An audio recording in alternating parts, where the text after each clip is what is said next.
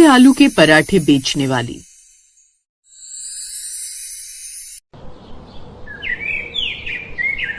मीनाक्षी हरिनगर गांव के पास में आलू के पराठे का ठेला लगाया करती है और उसके पास पराठे खाने के लिए बहुत ही कम लोग आया करते। सुबह से शाम तक वो आलू के पराठे बेचा करती, लेकिन फिर भी उसकी इतनी कमाई नहीं हो पाती थी कि वो अपने परिवार का गुजारा चला सके। ऐसे ही आज के दिन में मीनाक्षी खुद से कहती है, मुझे कुछ भी समझ में नहीं आ रहा कि आखिर मैं कितनी भी कोशिश क्यों न कर लूं, हर बार मेरी हार क्यों होती है। कहते हैं मेहनत करने वालों की कभी हार नहीं होती। क्या मैं मेहनत नहीं करती? कितने महीने हो गए मुझे ये सोचकर ठेला लगाते हुए कि आज नहीं तो कल मेरी कमाई बहुत अच्छी होगी, लेकिन हर रात मेरे हाथ लगता है तो वो पैसा नहीं होता, वो सिर्फ और सिर्फ निराशा होती है। आखिर क्यों? मीनाक्षी ये बोलकर बहुत ज्यादा उदास हो जाती है और उसके बाद में अपना सारा सामान साफ करके, जो 2-4 ग्राहक आए थे और इधर उधर कूड़ा हुआ था, वो सारा साफ करके घर पहुंचती है। जैसे ही वो घर आती है, उसकी सास सावित्री उससे सवाल करती है, क्या बात है मीनाक्षी बहू, तेरे चेहरे की उदासी बता रही है कि आज भी तेरी कुछ ज्यादा खास कमाई नहीं हुई है। मैं तो कहती हूँ गांव के अंदर एक कपड़े की फैक्ट्री शुरू हुई है। अगर तेरी पराठे बेचकर अच्छी कमाई नहीं हो रही है तो मैं अपनी पड़ोसन से बात करके तेरी नौकरी वहां लगवा देती हूँ। नहीं माँ जी, आप तो जानती हैं कि जब वो मरे थे तो उन्होंने मुझसे वचन लिया था कि मैं कभी भी किसी और के यहाँ काम नहीं करूंगी और हमेशा अपना खुद का काम शुरू करूंगी। और मैं आलू के पराठे इसलिए बेचती हूँ क्योंकि इसमें लागत सबसे कम आती है। अच्छा ये सब छोड़, मैं जानती हूँ कि तेरे ठेले पर पराठे जरूर बचे होंगे, जा उन्हें लेकर आ जा। तू और मैं वही पराठे खाकर अपना पेट भर लेंगे, इसलिए मैंने आज खाना बनाया ही नहीं। मीनाक्षी को खुशी भी होती है कि उसकी सास इतनी ज्यादा समझदार है और बुरा भी लगता है क्योंकि उसकी सास जानती थी कि मीनाक्षी की कमाई ज्यादा नहीं हुई होगी और उसके ठेले पर पराठे बच गए होंगे। ऐसे कुछ दिन गुजरते हैं और एक दिन उसी के ठेले के सामने एक बहुत ही सुंदर दिखने वाली लड़की पायल ठेला लगाती है। उसने भी चाय और आलू के पराठे ही रखे हुए थे। वो इतनी सुंदर थी कि सिर्फ उसे देखने के लिए उसके ठेले पर भीड़ लगने लगती है। और ये सब कुछ देखते हुए मीनाक्षी उदास हो जाती है और खुद से कहती है, आखिर क्यों भगवान, क्यों आपको सारी परीक्षा मेरी ही लेनी है? अरे यहाँ पर तो मुश्किल से मैं ठेले का गुजारा निकाल पा रही थी और आपने मेरे सामने इतनी सुंदर प्रतिभागी लाकर खड़ी कर दी। अब मैं करूँ तो क्या करूँ? मीनाक्षी को लगा था कि पायल के उसके ठेले के सामने आलू के पराठे बेचने से उसे परेशानी होगी, लेकिन शायद किस्मत को कुछ और ही मंजूर था। पायल को देखने और उसके ठेले पर पराठे खाने के लिए कई लोग आया करते और जब पायल अकेले सब कुछ संभाल नहीं पाती तो कुछ ग्राहक अपने आप ही मीनाक्षी के ठेले पर चले जाते। ऐसे ही एक औरत पायल के ठेले पर आती है और कहती है, बहन जी जरा मुझे 4 आलू के पराठे पैक कर दो, घर पर मेहमान आए हुए हैं। आपके घर पर मेहमान आए तो मैं क्या करूं बहन जी? देखिए आपसे पहले भी यहाँ पर 4 लोग खड़े हैं, अगर मैं आपको पहले पैक करके दूंगी तो उन्हें बुरा लगेगा। आप कृपया इंतजार कीजिए। नहीं नहीं बहन जी, मेरे पास इतना समय नहीं कि मैं इंतजार कर सकूं, मेहमान नाराज हो जाएंगे। कोई बात नहीं, मैं सामने वाले ठेले से खरीद लेती हूँ। वो औरत ये बोलकर अब मीनाक्षी के ठेले पर चली जाती है और उसे 4 पराठे पैक करके ले जाती है। ये सब कुछ देखकर मीनाक्षी को भी बहुत खुशी होती है क्योंकि अब जो भी ग्राहक इंतजार नहीं कर पाता या जो भी पायल को दूर से देखना चाहता, वो मीनाक्षी के ठेले पर खड़े होकर पराठे खा लिया करता और पायल को निहार भी लिया करता। इन सब चीजों से मीनाक्षी को बहुत फायदा हो रहा था। आज भी मीनाक्षी की इतनी कमाई हो गई थी कि उसका 1-2 दिन का गुजारा चल जाए, लेकिन वहीं पायल ये सब कुछ देखकर जल रही थी। वो खुद से कहती है, अब मैं अपनी पराठे बेचने की जगह को बदल नहीं सकती, लेकिन क्या करूं, यहाँ पर पराठे का ठेला लगाने से मुझसे ज्यादा तो इस सामने वाली पड़ोसन का भला हो रहा है। मुझे कुछ तो ऐसा करना ही होगा जिससे ये यहाँ पर पराठे बेचना छोड़ दे। अब ऐसा ही होता है। पायल एक आदमी को कुछ पैसे देती है और मौका पाकर वो मीनाक्षी के आलू के मिक्सर में ज्यादा लाल मिर्च मिलवा देता है। मीनाक्षी का भी इस बात पर ज्यादा ध्यान नहीं जाता और वो ज्यादा मिर्ची के आलू के पराठे बनाकर तैयार कर देती है। थोड़ी ही देर में जब सारे ग्राहक उसके मिर्ची के पराठे खाते हैं तो उन्हें वे बहुत पसंद आते हैं। आंटी आपके आलू के पराठे कितने अच्छे बने, मिर्ची वाले आलू के पराठे खाकर तो मजा आ गया। लोग तो नॉर्मल आलू के पराठे बनाते हैं, लेकिन जब हम इस ठंडे ठंडे दही के साथ ये मिर्ची वाले पराठे खा रहे हैं तो बहुत अच्छा लग रहा है। हाँ बेटा, वैसे तो मेरी जुबान को उम्र की वजह से कुछ महसूस ही नहीं होता, लेकिन तेरे ये मिर्ची वाले पराठे इस गर्मा गर्म कड़क चाय के साथ खाकर तो मजा ही आ गया। ऐसे ही पराठे बनाया कर। मीनाक्षी वैसे तो ये बात सुनकर हैरान रह जाती है क्योंकि उसे खुद नहीं पता था कि पराठे में इतनी मिर्ची है। तभी वो एक पराठा खुद खाकर देखती है और अपने मन में कहती है, हे भगवान, इतने तीखे आलू के पराठे! मैं तो इतनी मिर्ची कभी डालती नहीं हूँ। फिर ये क्या हो गया? इतने सालों से यहाँ पर आलू के पराठे बेचने का काम कर रही हूँ। ये भूल मुझसे तो नहीं हो सकती। जरूर ये किसी की चाल है, पर किसकी? मीनाक्षी ये बोलकर जब आसपास देखती है तो पायल उसे अपने ठेले से घूर रही होती है। उसका ध्यान अपने ग्राहकों पर कम और मीनाक्षी के ठेले पर ज्यादा होता है। ये सब कुछ देखकर बेचारी भोली भाली मीनाक्षी खुद से कहती है, हे भगवान, पायल इतनी अच्छी है कि उसको पता था कि मेरे पराठे नहीं बिक रहे और उसने मेरे आलू के मिक्सचर में मिर्च मिलवाई ताकि मेरे पास भी ग्राहक आ सके और मैं तीखे आलू के पराठे बेच सकूं। कितनी अच्छी है ये। मीनाक्षी समझ नहीं पाई कि सच में पायल ने यह सब कुछ उसका ठेला बंद करवाने के लिए किया था।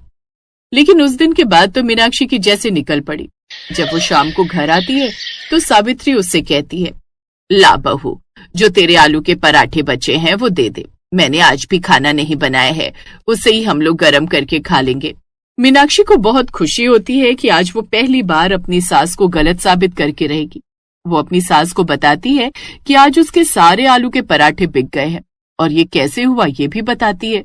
तो सावित्री उसे कहती है, अरे मूर्ख लड़की, आजकल के जमाने में तो कोई सगा खून भी किसी का भला नहीं करता और तुझे ऐसा लगता है कि वो सामने वाली प्रतिभागी ने तेरा भला किया। अरे ऐसा कुछ नहीं है, होश में आ। वो चाहती थी कि तेरा ठेला बंद हो जाए और सारे ग्राहक उसके ठेले पर खड़े होकर पराठे का इंतजार करें, इसलिए उसने तेरे साथ ऐसा किया है। हे भगवान, मैंने तो ये सोचा ही नहीं कि वो मुझसे बदला लेने के लिए भी ये कर सकती है। पहले तो मुझे ऐसा लगा कि किसी ने पराठे में मिर्ची ज्यादा मिलाई है तो ये किसी की चाल है। लेकिन जब पायल को देखा तो मुझे ऐसा लगा कि वो सुंदर है और उसके पास तो ग्राहक भी ज्यादा आ रहे हैं, तो वो ऐसा क्यों करेगी? आजकल की इस दुनिया में संतुष्टि नाम की चीज ही नहीं है। भगवान आपको कितनी भी खूबसूरती, पैसा, धन और गुण दे दे, लेकिन तब भी लोगों को दूसरों की खुशी देखकर जलन ही होती है। ये तो जैसे इस प्रकृति का नियम बन गया है। मैं बताती हूँ अब तुझे आगे क्या करना है। अब सावित्री मीनाक्षी को एक सुझाव देती है।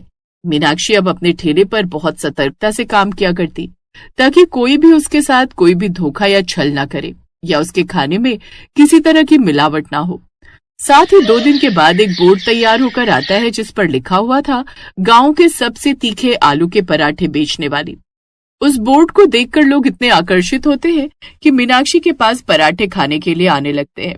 ये देखकर मीनाक्षी भी बहुत खुश होती है और खुद से कहती है, अगर भगवान ने मेरा काम चलाने में मेरी मदद की है, भले ही मेरी प्रतिभागी के जरिए, तो मुझे भी अब अपने काम पर अच्छे से ध्यान देना चाहिए।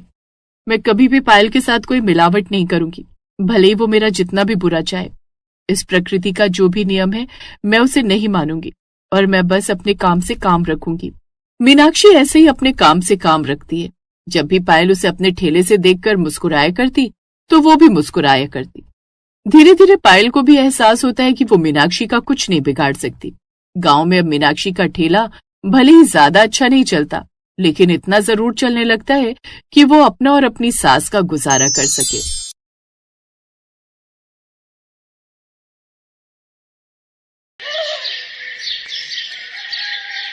गरीब गुंजन सुबह जल्दी उठकर काफी सारे आलू के पराठे बना लेती है और उन्हें अपनी साइकिल पर रखकर बेचने निकल पड़ती है।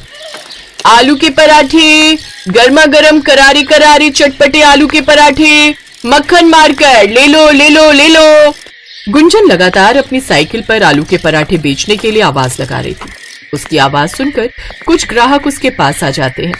अरे गुंजन बहन, मुझे जल्दी से 2 आलू के पराठे दे दो। जी भाई साहब, बस जरा सा सब्र कीजिए, अभी लगा देती हूँ। गुंजन अपनी साइकिल रोककर खड़ी हो जाती है। ऐसे ही सामने बनी फैक्ट्री के मजदूर भी उसके पास आलू के पराठे खाने आते हैं। क्या मजेदार पराठे हैं गुंजन बहन, मेरे लिए 2 और लगा दो। हाँ हाँ, अभी लो। फिर दिन तक उसके सारे पराठे बिक जाते हैं। इसी तरह वो हर रोज आलू के पराठे बेचने निकल जाती है। उसके हाथ के पराठे सबको बड़े पसंद थे। इसी तरह वो हर रोज सुबह से शाम होने तक आलू के पराठे अपनी साइकिल पर घूम घूम कर गांव भर में बेचती थी। फिर शाम को थकी हारी वो अपने घर पहुंचती है, जहां उसके बूढ़े सास ससुर और अपाहिज पति उसका इंतजार कर रहे होते हैं। बहू आ गई तू? कब से मैं तेरी राह देख रही थी। घर में राशन खत्म हो गया है, अब खाने में क्या बनाएं? आप चिंता मत करिए माँ जी, आज जो कमाई हुई है उनमें से कुछ का मैं राशन ले आती हूँ और बाकी के बचे हुए पैसों से मैं आपकी दवाई भी ले आती हूँ। थकी हारी गुंजन थैला लेकर राशन लेने बाजार चली जाती है और वहीं से दवाई भी ले आती है। फिर घर आकर वो खाना बनाने लगती है कि देखती है कि आग जलाने के लिए लकड़ियां तो खत्म हो गई हैं। अरे, घर में तो लकड़ियां भी नहीं है, मुझे अभी जंगल जाकर लकड़ियां लानी होगी। गुंजन लकड़ियां लेने चली जाती है। कुछ देर बाद घर लौटकर वो सबके लिए खाना बनाती है, फिर सबको खाना परोस कर बर्तन धो देती है। इन्हीं सब में उसे रात का 1 बज जाता है। फिर 4 घंटे की नींद लेकर वो सुबह फिर जल्दी उठकर घर का सारा काम निपटाकर चूल्हे पर आलू के पराठे बनाकर तैयार कर लेती है। फिर अपनी साइकिल पर उन्हें बेचने निकल पड़ती है।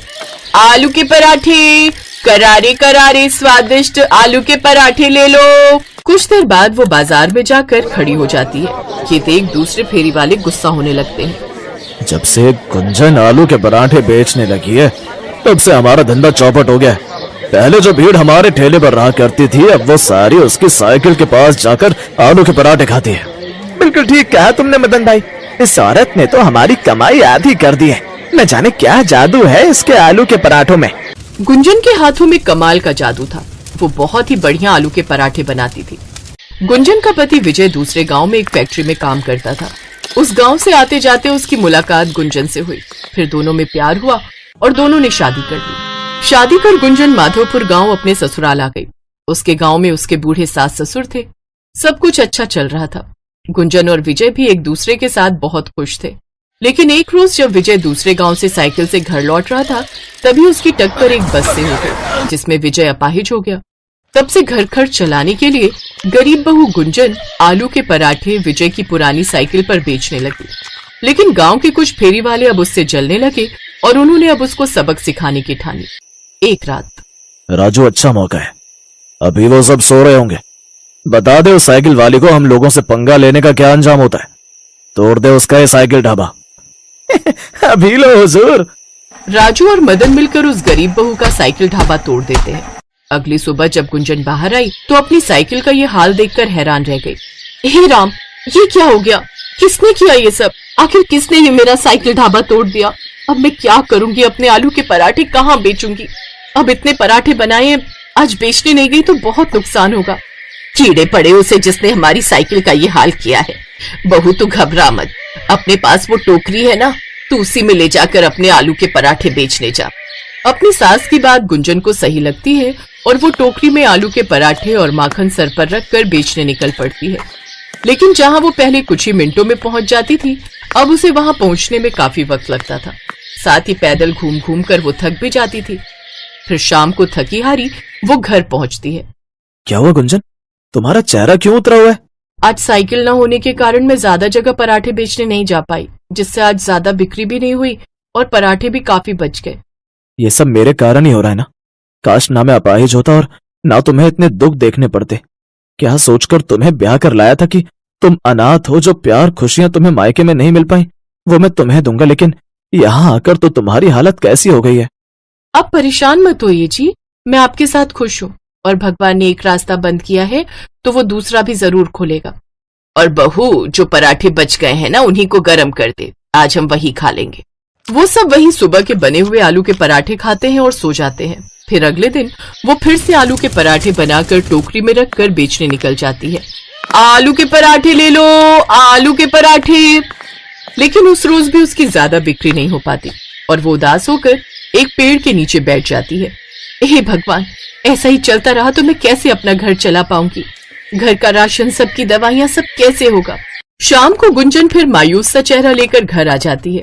उसके परिवार वाले उसकी हालत देख समझ जाते हैं कि उसकी आज भी कुछ खास बिक्री नहीं हुई। वो सब भी मायूस हो जाते हैं। तभी उसके पास उसकी सहेली और पड़ोसन रजनी आती है। अरे गुंजन बहन, तुम आ गई? मैं कब से तुम्हारी राह देख रही थी। कहो, क्या बात है रजनी? तुम्हें पता है अपने गांव में ना एक बहुत बड़ी प्रतियोगिता होने वाली है खाने को लेकर। जो भी सबसे अच्छा खाना बनाकर जजेस को इम्प्रेस करेगा उसे पूरे 10 लाख का इनाम मिलेगा। क्या 10 लाख? हाँ सोच गुंजन, अगर तुम ये प्रतियोगिता जीत गई तो तुम्हें पूरे 10 लाख का इनाम मिल जाएगा। वैसे भी तुम पराठे बनाने में तो माहिर हो। जैसा स्वाद तुम्हारे हाथ के पराठों में है ना, ऐसा कहीं नहीं। और भाग लेने में क्या जाता है, कौन सा इसके पैसे लग रहे हैं। बस फिर क्या था, गुंजन रजनी के साथ वहां गई और उसने प्रतियोगिता में अपना नाम लिखवा लिया। 3 दिन बाद प्रतियोगिता का दिन भी आ जाता है, जहां और भी कई अच्छे घरों की औरतों ने पार्टिसिपेट किया होता है। उन औरतों को देख वो घबरा जाती है। हे भगवान, इन सबको तो मुझसे अच्छा खाना बनाना आता होगा। हे प्रभु, मेरी रक्षा करना। प्रभु का नाम लेकर गुंजन खाना बनाने लग जाती है। वो आलू के मजेदार पराठे बनाकर तैयार कर लेती है। कुछ ही देर में पूरे हॉल में आलू के पराठों की महक फैल जाती है। फिर जजेस अपना फैसला सुनाते हैं। यहाँ पर कई बड़े बड़े घरों की महिलाएं भी शामिल हैं जिन्होंने कई महंगी महंगी और नई डिशें बनाई हैं, लेकिन जो स्वाद तुम्हारे हाथों के आलू के पराठों में है वो कहीं भी नहीं। इसीलिए इस प्रतियोगिता को तुम जीत गई हो, साथ में 10 लाख का इनाम भी। ये सुनकर गुंजन बहुत खुश होती है। अब वो उन पैसों से एक पक्का घर बनवाती है, साथ ही गांव के बाजार में अपना एक ढाबा खोल लेती है और उसमें आलू के पराठे बनाकर बेचने लगती है, जिससे उसकी खूब कमाई होती है और अब वो अमीर हो जाती है। अब गुंजन की गरीबी दूर हो जाती है और वो खुशी खुशी अपना ढाबा चलाती है।